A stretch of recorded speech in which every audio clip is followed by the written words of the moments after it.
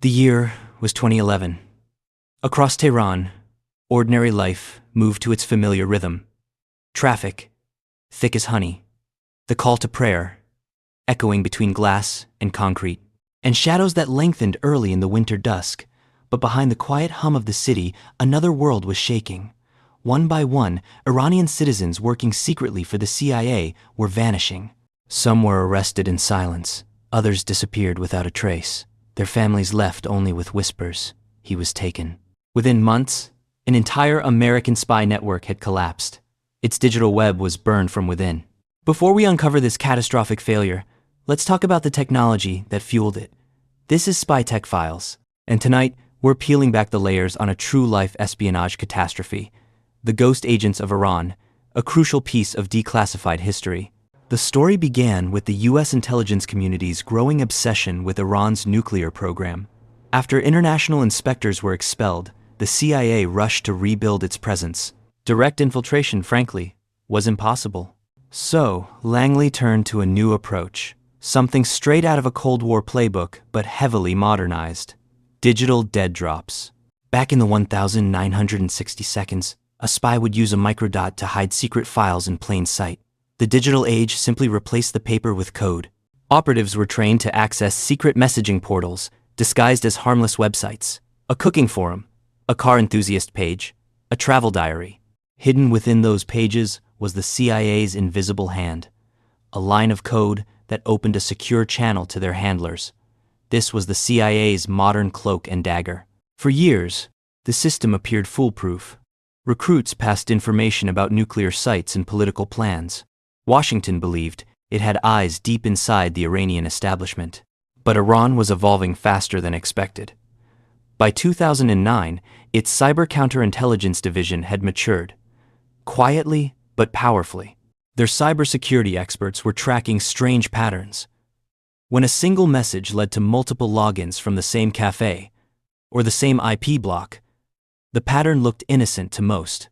To them, it screamed coordination. That was how the unraveling began. One Iranian officer, known only by his codename, Ferd, noticed the odd activity first. What Ferd and his small team found would alter global intelligence operations for a decade. Within weeks, they traced one suspicious digital path to a man in Tehran. The arrest was quiet. Under interrogation, the man revealed the pattern: the websites, the language, the scheduled communications. Iran realized this wasn't an isolated case. It was a network. What followed was one of the most intense counterintelligence hunts in modern Middle Eastern history. Iran's cyber specialists mapped the CIA's communication infrastructure. They discovered that it wasn't a custom-built system. It was a repurposed version of an older platform, originally built for use in safer regions. It had vulnerabilities. The Iranians created fake accounts, posed as potential informants, and within weeks had infiltrated the system itself. They didn't just find who was sending information, they traced who was receiving it. This wasn't just a local breach. Across the region, in Beirut, Kabul, and even Beijing, similar patterns began emerging. The same flawed network, the same secret code. It was as if the CIA's digital backbone had been cloned and turned inside out. By late 2010, the walls were closing in. The system was compromised beyond repair. For the CIA, the fallout was catastrophic. Dozens of operations suspended, years of work, up in smoke. One internal review described the event as a once-in-a-generation failure. But the story doesn't end in Tehran. This is where the file gets truly cold. By early 2012, inside the walls of CIA headquarters in Langley, a quiet panic had begun to harden into something darker: suspicion. The breach had been too fast, too precise, and too coordinated for Iran to execute alone, not without a map of the CIA's own system. Forensic teams analyzed the digital logs. The tools Iran used to identify the digital dead drops were suspiciously similar to malware patterns once observed in joint projects shared among allied agencies. The unthinkable was raised. Had a leak occurred inside the Western Intelligence Alliance itself? An investigation began under the radar, known by its internal code, Unit 9. The first major clue came from a server in Eastern Europe. Logs revealed that encrypted credentials had been used to access the server from an unauthorized network. The access came not from Tehran, but from Western Europe. The timestamp corresponded exactly with the days leading up to the arrests in Iran. Unit 9 traced fragments of the Iranian malware to an earlier joint cyber program, an old intelligence sharing framework once run between the CIA, MI6, and Mossad. This technology, dating back to the late days of the Cold War, was meant to be retired, but its encryption architecture, its skeleton key, had been recycled. The CIA's over-reliance on legacy technology came with a fatal flaw. They had prioritized efficiency by repurposing old code used in friendly environments, and they used it in a hostile one. The problem wasn't just Iran's ingenuity. It was the arrogance of Western agencies, assuming their tools could never be turned against them.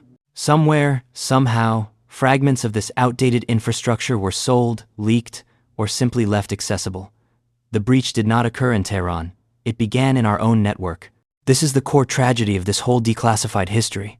They lost agents, but they also lost trust in their own shadow. The ghosts of the fallen network didn't vanish. They switched sides. Iran used the captured data to build what they called Project Sadaf, transforming into an offensive intelligence powerhouse. This story of the ghost agents offers critical lessons for us all in the age of cyber threats. It's not just about spies anymore.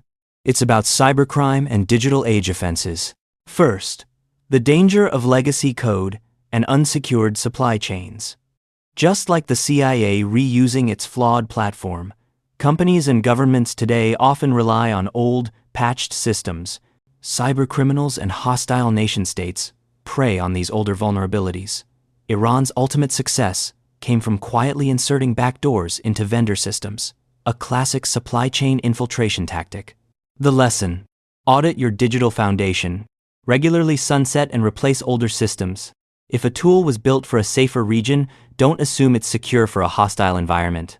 Second, the human element remains the biggest vulnerability. The assets were lured by ideology, greed, or desperation. Their digital vulnerability was exploited through phishing and online recruitment portals. The lesson: human firewall is paramount.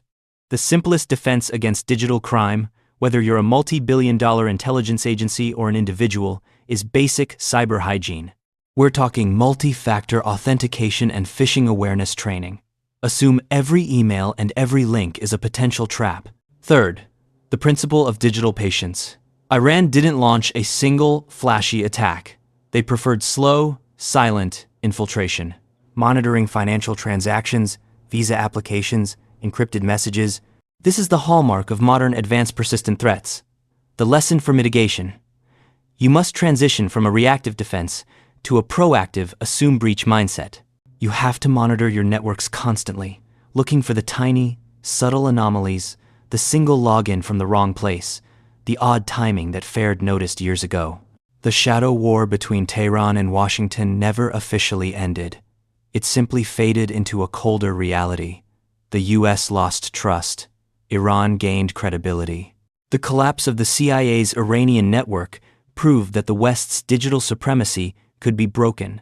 In this new era of espionage, the greatest agents are no longer human, they're digital ghosts. The next time you read about a cyber attack or a diplomatic leak, remember this declassified history. It could be the echo of this unseen war, still being fought in the dark.